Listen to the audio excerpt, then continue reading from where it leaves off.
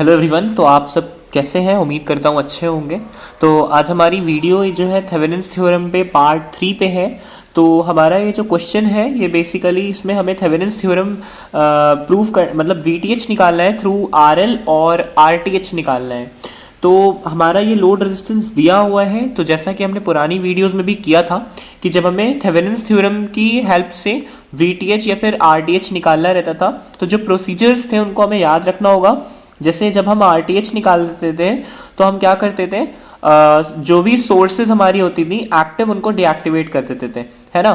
तो all sources are deactivated, लेकिन कौन सी सोर्स? जो इंडिपेंडेंट है ना। इंडिपेंडेंट सोर्सेज को हम लोग क्या करते हैं? डीएक्टिवेट। जो डिपेंडेंट सोर्स है वो तो फिलहाल है नहीं, पर होती तो हम लोग उनको डीएक्टिवेट नहीं करते।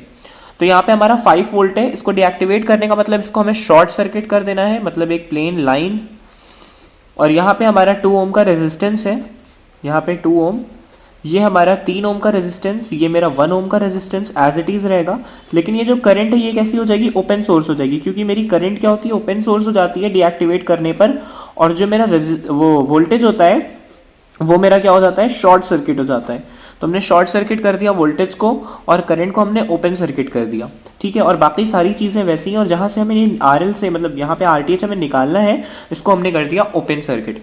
अब अगर आप देखेंगे तो ये मेरी शॉर्ट सर्किट। अब देखिए कहानी क्या होती है शॉर्ट सर्किट में, कि जो भी मेरा करंट होता है वो मतलब शॉर्ट सर्किट में क्या होता है? मैक्सिमम करंट फ्लो करता है। और करंट हमेशा कौन सी पाथ पसंद करता है? जहां पे नो रेजिस्टेंस हो, यहां पे जीरो रेजिस्टेंस हो, वो पाथ करंट की पसंदीदा पाथ होती है। तो यहां पे क्या है? नो रेजिस्टेंस है, तो यहां पे करंट मैक्सिमम हो जाएगी, मतलब इसमें करंट जाएगा ही नहीं। तो ये मेरी पाथ क्या हो जाएगी? डमी पाथ है मेरी, इसका कोई भी यूज नहीं है। तो मेरा जो नेक्स्ट सर्किट होगा वो एक्चुअली 3 ओम हम कंसिडर करेंगे, 1 ओम को कंसिडर करेंगे और इसको हटा देंगे सर्किट से, क्योंकि इसका कोई भी यूज नहीं है, कोई रोल प्ले नहीं करेगा। ये ओपन सर्किट मेरा, ये 1 ओम और यहाँ पे मेरा आरटीएच, यहाँ पे 1 ओम, यहाँ पे मेरा 1 ओम, यहाँ पे मेरा 3 ओम।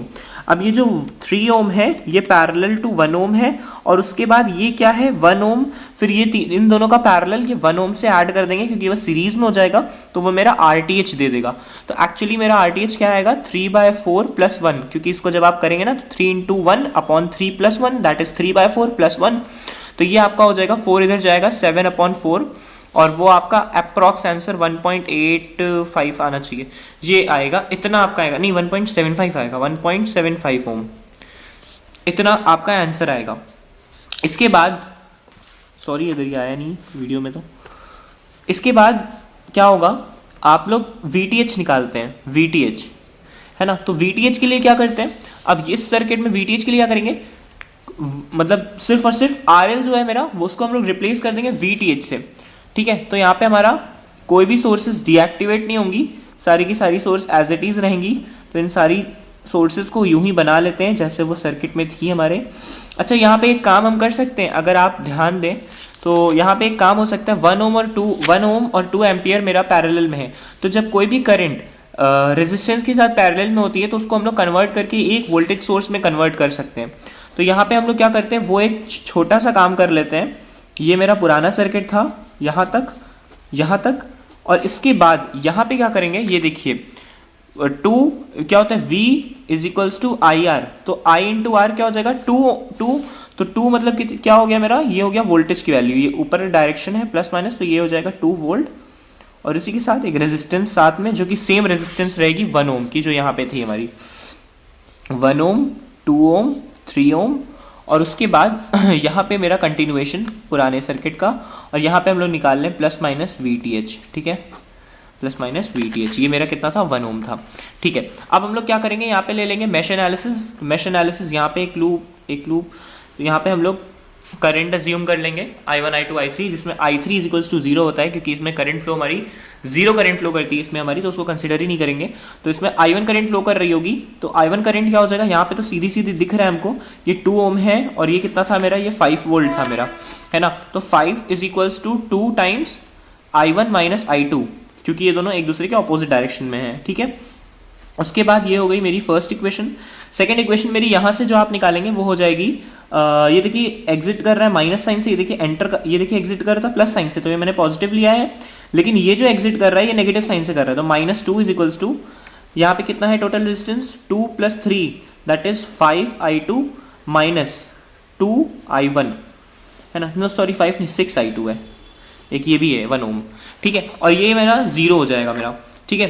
तो यहाँ पे हम लोग क्या करेंगे, इन दोनों इक्वेशंस की हेल्प से कैल्सी में आप सॉल्व कर सकते हैं, नहीं तो आप नॉर्मली ऐसे भी कर सकते हैं 2i1 minus 2i2 is equals to 5, और यहाँ पे आपका है -2i1 plus 6i2 is equals to -2, ये कैंसिल हो जाएगा डायरेक्टली, यहाँ पे आपका 4i2 इज इक्वल्स टू 3 मिलेगा आपको, i2 इज इक्वल्स टू 3/4 मिल रहा है आपको, है ना। और उसी तरह आपको i1 जब आप i2 में पुट करेंगे तो यहाँ पे i1 की वैल्यू क्या हो जाएगी, वैसे i1 की मेरे ख्याल से नीड नहीं है, i1 की कोई नीड नहीं है, कोई भी नीड नहीं है i1 की, इस क्वेश्चन में कोई भी नीड नहीं है i1 की, i2 से हमारा काम हो जाएगा, है ना। i2 से हमारा काम कैसे हो जाएगा कि ये जो मेरा यहाँ पे जो करंट है वो मेरी i2 करंट 3/4 हो गई, और यहाँ पे जो रेजिस्टेंस है वो 1 हो गया, तो यहाँ पे एकदम सॉर्टेड है, आराम से देखिए यहाँ पे क्या है VTH है। अब ये इसमें सिर्फ और सिर्फ वोल्टेज के लिए लूप लेते हैं, तो -VTH, और फिर किससे बाहर निकल है देखिए -VTH प्लस 2 वोल्ट। अब यहाँ पे देखिए current flows from positive to negative, तो माइनस कितना हो जाएगा, रेजिस्टेंस है 1 ओम इंटू करंट कितनी है 3/4, है ना, ये वोल्टेज लिखने की जरूरत नहीं है। तो VTH, तो यहाँ पे VTH is equals to, VTH को इधर लिया उसको उधर भेजा, माइनर मिस्टेक हो गई मुझसे, ये जो मैंने करंट का डायरेक्शन लिया है I2, तो मेरी करंट I2 यूं बह रही है ना कि यूं, ये तो I3 का डायरेक्शन मैंने इसमें ये शो कर दिया था ना, तो ये प्लस और ये माइनस होगा, क्योंकि करंट यूं बह रही है from positive to negative, current ऐसे बह के आ रही मेरी, समझ में आ रहा है। तो ये जो है ये पॉजिटिव हो जाएगा, और यहाँ पे ये भी पॉजिटिव हो जाएगा, तो जो VTH, तो ये क्या हो जाएगा, ये पॉजिटिव, सॉरी ये पॉजिटिव ये नेगेटिव, तो ये क्या हो जाएगा, ये पॉजिटिव और ये भी पॉजिटिव, और यहाँ पे 3/4 प्लस 2 हो जाएगा, तो दैट इज इक्वल्स टू 11/4, 4 2 8 + 3 11/4, ठीक है। Thank you so much for watching.